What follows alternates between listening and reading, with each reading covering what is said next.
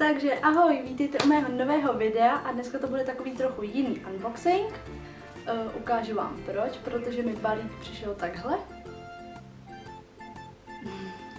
A objednávala jsem jídlo pro křečka a něco jsem teda vzala pro morčata, ale to vám všechno ukážu. A objednávala jsem ze stránky Profizo.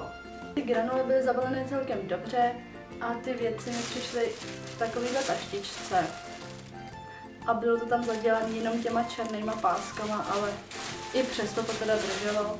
Ale trošku mě to zklamalo, protože jsem si vlastně určila poštu zabalení přímo do folie.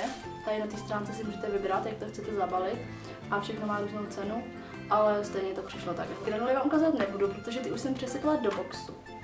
Ale hodím vám tady potom obrázek těch granulí, jmenujou se Calibra Dog Premium Adult 12 plus 3 kg a bylo to za 556 korun. Jako další věc, tady mám krmení pro křečka, je to takhle 400 gramů, snad nám to zaostří dobře, stálo to 89 korun a jmenuje se Mini Hamster Nature od firmy Verso Laga. Tuhle firmu velice doporučuju na krmno pro morčátka. Jako další, tady mám Brit. Tenhle pytlíček má 300 gramů a stál 78 korun.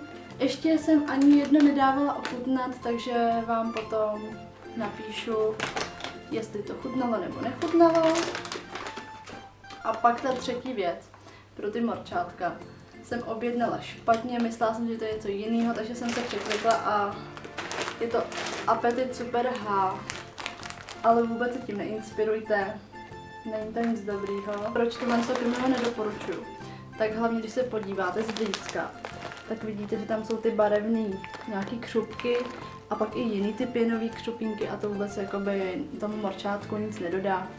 Ale zase pro potkánky si myslím, že to bude dobrá bašta i jsou tady na obrázku, takže to bude určitě i pro ně. A ještě jsem vám chtěla ukázat, jestli někdo krmí Britem, kohokoliv. Morčátko, křečka nebo králíka. A sbíráte tady ty kartičky, tak ještě teda tam furt jsou, jsem si všimla. Tak se koukneme, jestli ji tady taky máme. A máme. A křeččí nemám ještě žádnou, ale morčecích už mám celkem dost. A vlastně vždycky vám tady píšou, co je pro to zvířátko dobrý, co je nevhodný. A pak tady máte i stránku, a tam vlastně jsou i informace o těch zvířátkách. Pokud vy máte křečka nebo morčátko, tak mi napište dolů do komentáře, čím krmíte vy a co byste třeba doporučovali vy a jakého třeba máte křečka přímo. Já mám přímo toho nejmalinkatějšího křečíka robovského, takže vlastně ani nevím, jestli mu to bude chutnat, ale snad jo. Tak a teď se přesuneme k té druhé části.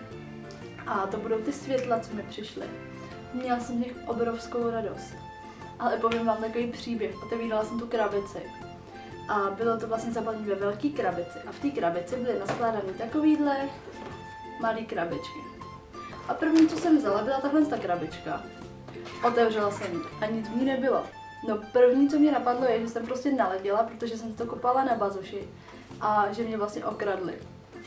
Ale naštěstí ne, ten balík byl tak dokonale zabalený, že to bylo vycpaný ještě těma prázdnýma krabičkama. A já jsem zrovna vzala tu prázdnou a ostatní už byly naplněný, jsou tam asi 3 prázdný.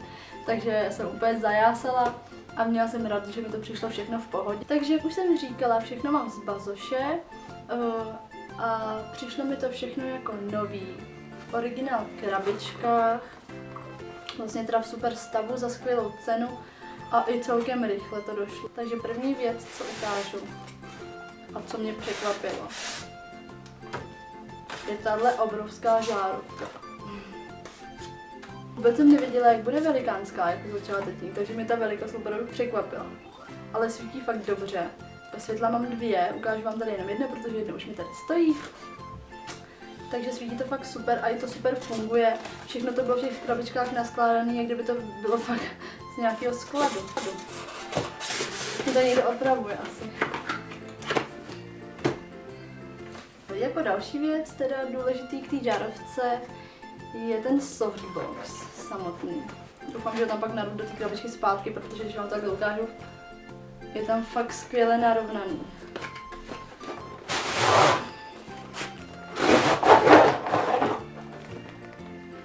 Takže ten vypadá takhle.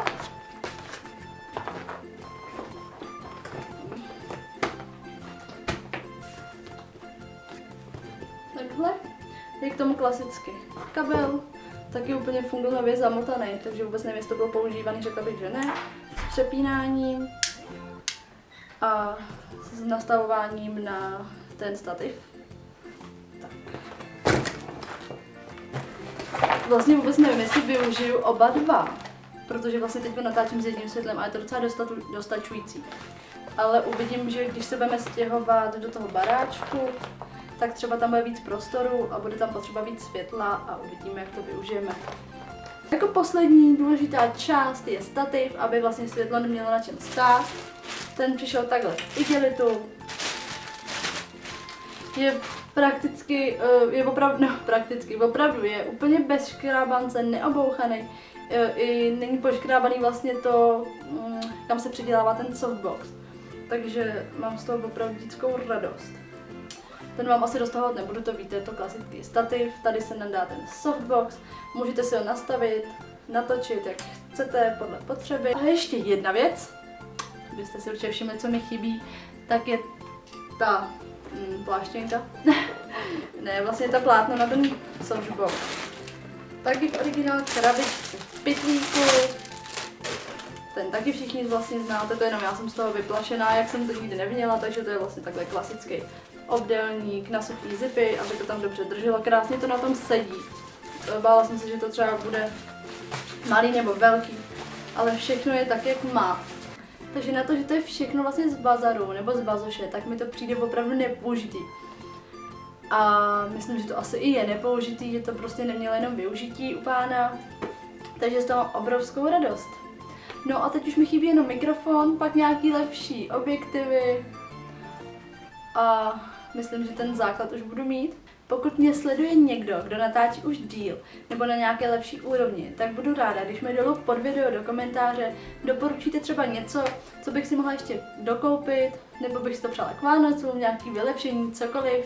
Budu ráda úplně za každou radu, nebo i třeba, co se vám v videu nelíbí, co naopak líbí, přijímám úplně všechno. Jako začátečník jsem ráda vlastně opravdu za každou radu. A tohle bude z dnešního videa všechno, takže já se s vámi rozloučím. Pokud se vám video líbilo, zanechte mi tady like a odběr. Chci těšit na další video, kde plánuju nějaké soutěže a potom plánuju videa se zvířátkama. Tak ahoj, mějte se krásně!